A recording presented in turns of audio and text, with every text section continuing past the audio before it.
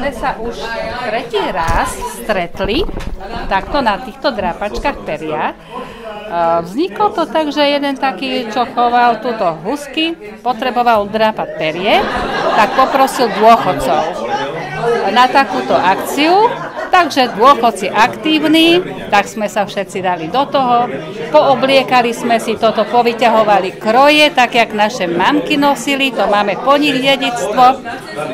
A sme si takú tú tradíciu, čo sa kedysi pred 40, respektívne aj 50 rokmi drápalo, pomaly v každej domácnosti.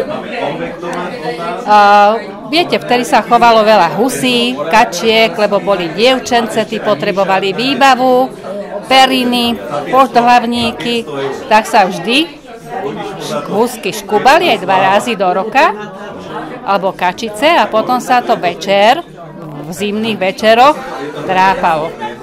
Vždy sa povolali z celej ulice alebo aj z polku dediny a drápalo sa v domácnostiach perí. Vždy teda začínalo sa asi o 6. do tej 10. No a spomínalo sa, to bolo zážitok, lebo tí staré babky, moja babka a mamka, tak sa všetci v takom veku a my ako deti sme len načúvali a tie sme museli drápať. Najradšej bolo z toho to, že už keď sa to končilo, už sme pozerali na hodinky, kedy sa to len skončí a už vždy bol pripravený čaj, koláčik, cukríky, aby sa nedrímalo. Spomínajú sa všelijaké zážitky,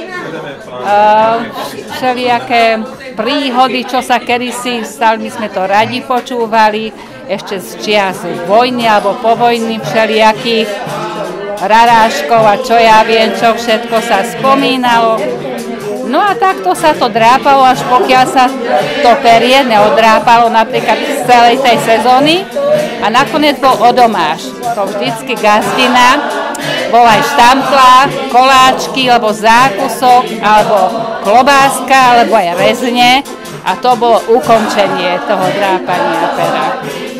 Takže ale je to pekná tradícia, že sme to znova obnovili a vyťahli sme aj tie naše krojované po babkách a vždy to tak pripomína, oni sa určite nás tešia z toho, že máme takúto peknú spomienku na nich, že sme to vzácne, čo nám po nich zostalo, tie kroje nezničili a že to obnovujeme.